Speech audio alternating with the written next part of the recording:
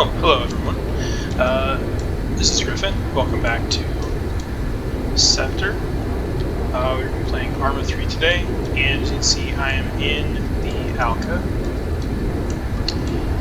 And treat for people who are native to Southern California, I have actually been to our location of combat today. We've done a full 360. So it happens we're flying out here in the Pacific with no frame of reference. We're supposed to be heading due north to go engage our bad guys. So, like I've said, flying the ALCA today. We are going to be engaging a marine force that has landed on the island, Chinese PLA Marines, and looks like they have a tank platoon as well with a self-propelled anti-aircraft battery. This is going to be a Tigress. By the way, as you can see, I have my head tracking set up here, so I'm able to look around me without holding down the Alt key. So if there are any significant tremors in the screen, I apologize for making anyone ill, but some things happen. I'm using the track hat sensor V2, and so far I can't complain. It's a pretty fantastic software, and I don't have to wear the hat. It just tracks my face. So I'm going to try to spare you as much of me talking as possible, because I'm still getting used to the commentary side of things. Also, fair warning, I'm going to be doing this in one take, so I would get shot down, and I'll try not to for your entertainment. Load on the ALCA today. We have a longbow missile on the far pylon, AIM-132 ASRAM on the middle, and then we have a load of HOTs. If I've configured this correctly, I have the HOT 3 of those on the one pylon, and 3 times 2 MPs, so the HOT 2 MP. The difference is they're French missiles, both of them. The HOT-3s are high explosive anti-tank warhead, pretty reliable for the main battle tanks you encounter in the game. And the 2 MPs are high explosive frag, but still pretty effective against like lightly armored vehicles, with the added benefit of being able to take out some of the infantry that's around them. Good for anything from like light armored vehicles, like your MTLB kind, all the way up to something like the base game CSAT APC, the autocar. So, ASRAM, European developed missile, if I'm not mistaken, joint project between a couple different nations, and this is a high off-board sight missile. I believe I'm looking at 32-degree locking radius, 20mm cannon, and then my my radar-guided longbow missiles. And these are what I'm going to use to take out that self-propelled anti-aircraft, and if I get lucky with my first shot, I can also engage a tank, because these are fantastic for killing any type of armored vehicle. So you can pretty effectively destroy most of the bad stuff you're going to encounter in the game. And you can see here the southern tip of Catalina Island is coming up, so I gotta keep an eye on my radar. The Tigress has a locking range of 4,000 meters, and with the cloud cover today, I won't be able to go way up above the battlefield and drop bombs on the target. Also, for some reason, the bombing doesn't really work with this. Now, I have been told there are fighters in the area. It looks like they have a Q7, and I don't necessarily want to get on the bad side of the Q7. It is a Q designation aircraft, so that is going to be a strike or a ground attack aircraft, but still quite formidable when you are fighting him in the ALCA. ALCA is very multi-role. in that respect. So I'm gonna come away here. I'm gonna turn the radar off for a second, try to disappear as best I can, because I know for a fact the Q7, or that's just what we call it in this unit. It is the base game ARMA CSAT attack jet. Oh, and they are right on top of me. I got my ASRAMs, and I'm going to dodge this. Flares, flares. Oh, there he is right there. Hey, man. Okay, and we've merged. Now, merging the Q7 doesn't make my blood pump quite like merging with like a Y32, for example. Let's see if I can get that lock on him. Come on.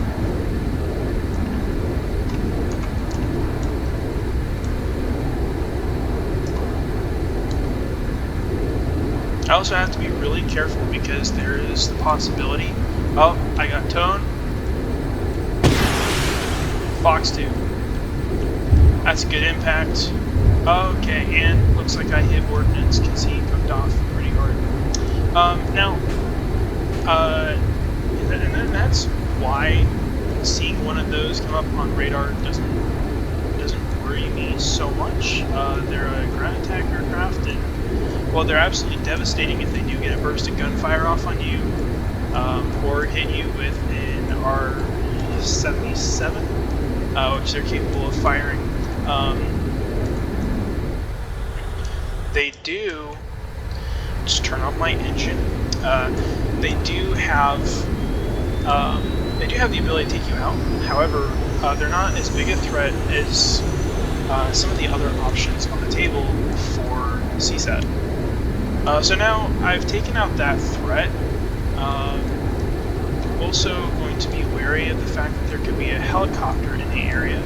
And again, right, not the biggest threat to a fixed-wing aircraft, but not something that you want to write off completely, as, right, they do have a pretty big bite if you get caught. Now, you see me looking off to my right is because head tracking actually looks at my face in a camera and identifies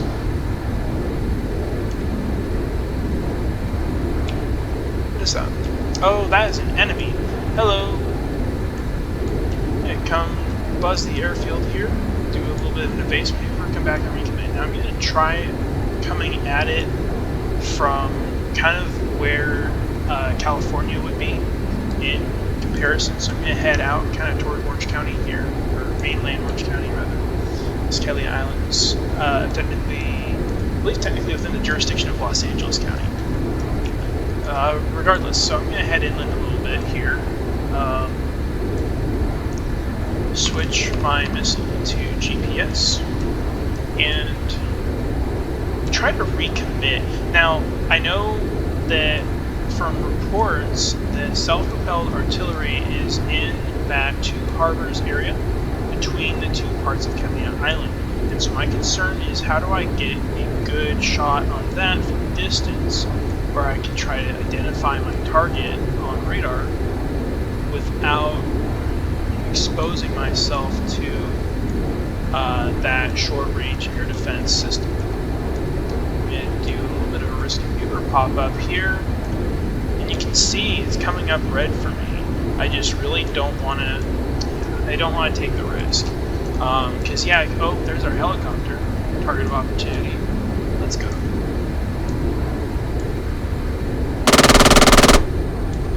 Later. Well, and you see, so I can't go up because that SHORAD is right there. Now, the Kajman is the base game helicopter. The Chinese designate their attack helicopters the Z, so I changed it from the KA-48 to the Z-48 for the purposes of this unit. Z-48 has a good radar on it, and it can actually fire the R-70, sorry, it's the R-77 is the radar guided missile, and you know, it's not a very long range radar, but having a good radar on it can make it a viable option for surprising the unwary pilot. So we just want to be careful with those, because right, the standard configuration pylons on those aircraft are relatively, switch back to my longbows here, are good against ground, but you always run the risk of having different load on there for something more specialized, especially if the enemy gets intel on what we might be bringing to the field as well, or if they're trying to counter U.S. forces in the area. I know this is the first video that I'm putting out where I haven't been heavily breathing, and I'm sorry about that. I'm using default Microsoft Capture off of Windows, so I apologize for that, because I don't have editing software I know how to use, and so I can't remove those audio tracks. Come on, give me something. That is... I hate that we're going to have to get closer. I don't want to waste that missile on something that I don't know. So, okay, so what I can do is look at the targeting pod. This bird does have a targeting pod. It's not like a fantastic NATO standard one, but it works. It's really more of a camera pod by specification. It does not have the ability to laser designate. As far as the Armo Wiki is concerned, the ground attack variant has the ability to laser designate, but we'll see. Because I prefer to use the one that you can actually customize the loadout on and actually prep it for different missions. You see here when I get to the edges of my peripheral vision that it starts kind of having almost like a nice stagnance effect, where it will bounce back and forth a little bit, and that's because the software struggles to track your facial direction at those extreme angles. So I'm taking a little bit of a risk here at a higher approach. Another goofy thing is that there isn't really a cursor for where you... Oh, that's SPAA. I'm defending. This thing will absolutely shoot me down if I'm not careful. So...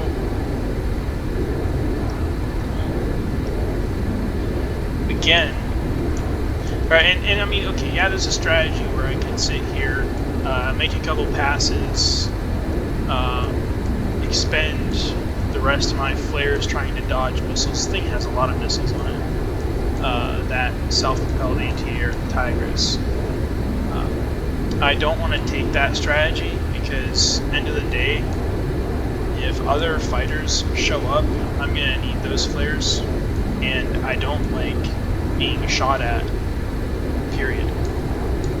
So if I can help it, and jump in the targeting pod, if I can help it, I really don't want to. Okay, where's our SPA? There we go. See the flatter, kind of boxier turret on it, and overall, the Tigris is built off the T-14 chassis that the Chinese have, in our lore, copied. So now, when we recommit here, we'll see a little plus sign over that. That'll give us an idea of what we're trying to lock. There we go. Bye. And they're going to exchange some missiles with us.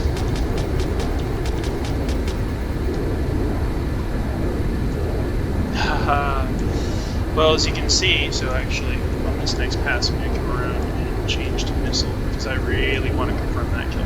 So this is why, right, the problem with the longbows, they're very expensive when you're right? As we are American resistance, fighting off the occupation with what we've got. These come at a premium, and so they are to be respected in the sense that these are very valuable military equipment that are hard to come by. I'm going to use them very sparingly. Okay, so that cursor is still in place in the targeting pod. You can see it moving around there on the left side of the heads-up display. I'm going to come around and make another pass, and this time I really want to confirm that that thing is dead. You can see it move a little bit.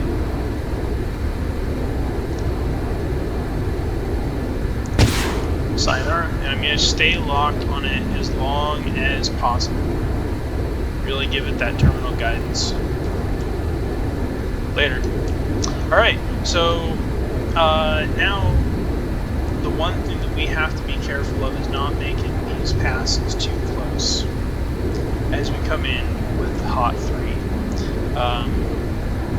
Actually going to, so the good thing is here is we're not necessarily doing this to support infantry that is in contact with the enemy. If that were so, the greater threat to the infantry would be those main battle tanks.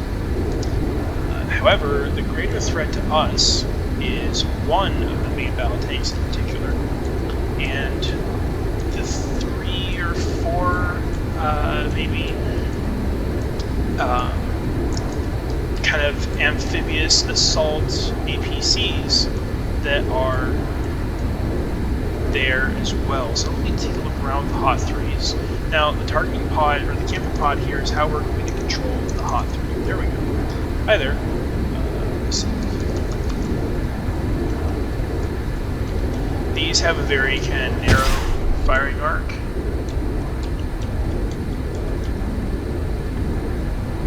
Boom. You can see impact there.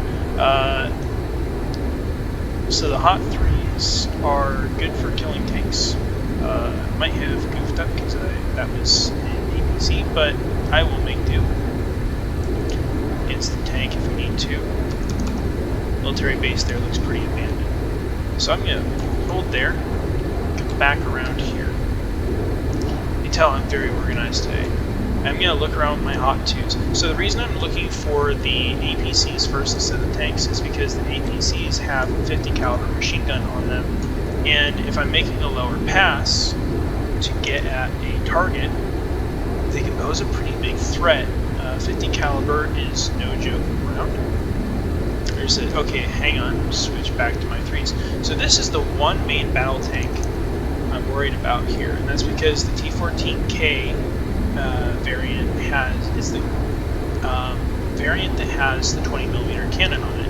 20mm cannon, if they get a lucky hit or two, will absolutely sink me. So I will be going for a swim today. So I'm going to come back around, get roughly in that area, and fire.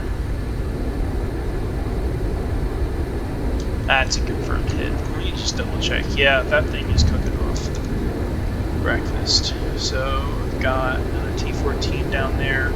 I want to really try to find those APCs, because, like I've said, those will ruin my day if they hit me with a burst.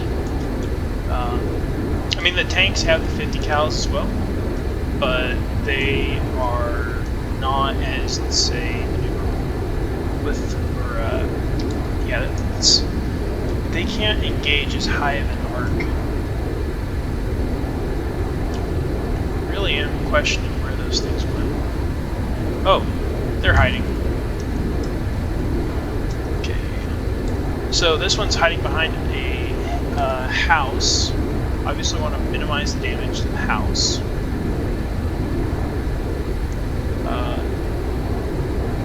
So what I'm going to do here is try to go for some plunging fire.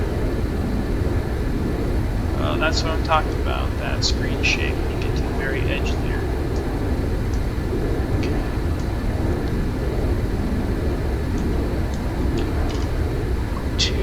Let's just hold here, and then I'm going to pitch up a little bit. Can't see it on camera right now. The super dangerous thing about camera is that sometimes you aren't able to see. So cut my throttle here. Notice you are not able to see what happens. Splash one. While you are in camera mode. So, like, for example, right, I'll go into camera mode here. You can see it's just, right, it's locked off at the point because I'm outside of its arc. Right, let me come back around here. There we go. Okay, I'm going to go so you don't really have a reference to the aircraft. Now you have that bottom left will give you my my wing orientation. Seriously, don't know that other one. Oh, there it is. Yeah, they're amphibious vehicles, so they can go into the water. So sometimes it's very hard to tell on certain aircraft what the orientation of the plane is unless you are very aware of your surroundings. Okay, let's line up for a bullseye. What's up, guys? And come around the hillside and use that for some cover while I regain some speed and altitude. Alright, one more hot 2, and where do I stand on? So I got one more of my tank busters. Now, if I'm strategic about hot 2, I did goof up earlier by hitting the light armored marine assault vehicle with a heat warhead. Justified, right? But when you're carrying kind of a mixed load like this, you gotta make the most efficient use of your stuff. So I'll freely admit that to the YouTube sphere. Come around here, try to find tank. There you go. Yeah, there we go. Ah, it's a little adventurous. It took too long to try to identify that target. Now, the T-14s are weird. They have reactive armor on top, at least they're supposed to. They have reactive armor in some pretty good places. These ones are not RHS, pretty obvious for the experienced armor player.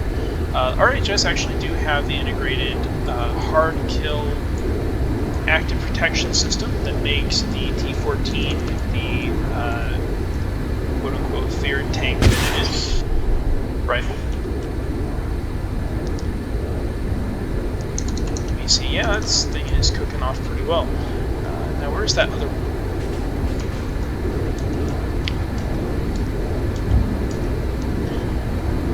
Go for a thumbnail here.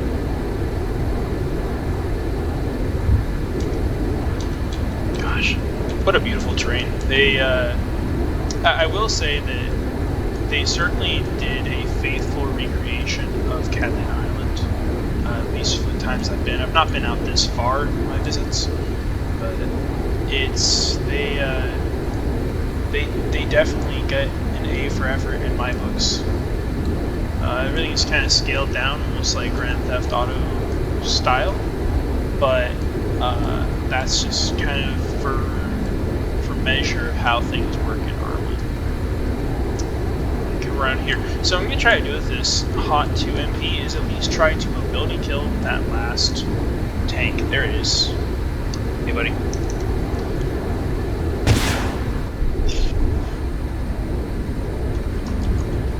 See, I didn't really do a whole lot of damage there. And it is still moving. Let me see what my options are. So I've got the 20 millimeters with the HE rounds. Not really going to do a whole lot. I can try to damage ERA and track. Maybe spook the crew into bailing out of the vehicle. But unfortunately, it looks like I'm kind of up a creek on that. That's something the infantry's going to have to take care of. Come in here on my attack run. Guns. Oh, come Come on, Arma. So that weird zoom you saw is just a factor of the control scheme. There's a button you can push to zoom, so if I come out to the side and zoom a little bit, now I can zoom in on things almost like I'm pulling out my binoculars or maybe squinting a little bit. But if it gets pushed accidentally, it can be very disorienting. One of the things I've found, there's a large concentration of infantry down there. One of the things I've found about head tracking is that it can, on occasion, come on, a little bit of control lock up there. Cool. I got stuck in free look mode and my mouse was not working on the plane. Yes, I do fly keyboard and mouse. I have a stick. It's around here somewhere. But I don't have I don't really have the setup to use a peripheral like that. So I'll try not to take up everyone's time. I appreciate you sticking with it for about 30 minutes here. And I'm going to try to at least mobility kill this vehicle. And then actually we are going to land at the airport in the sky there, because right after smoking a bunch of their tanks, I'm sure that the occupying force will be very happy to welcome me. But that is the only airport on the map, and the fuel is running a little bit low. I'm at about a third right now fuel.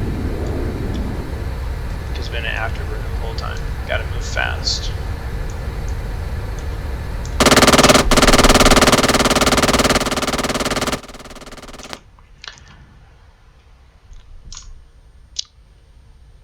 Now I put my earplugs in.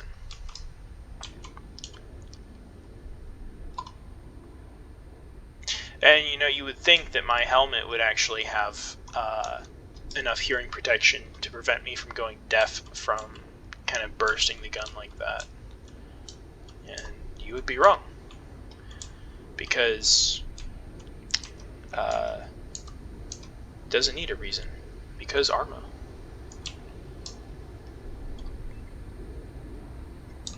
Up here, roll, and try to get a better angle on the target while I'm doing that. That's the reason.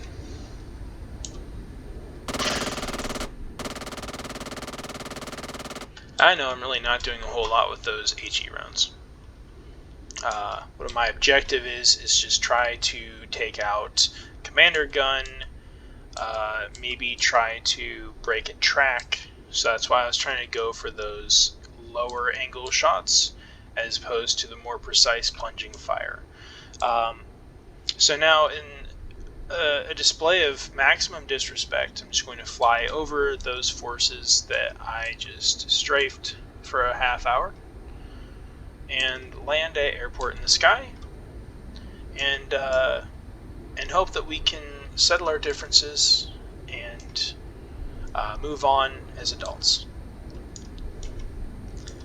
This is the part of the video where the landing I've been practicing for the evening goes completely wrong because of a silly mistake that I make at the last second.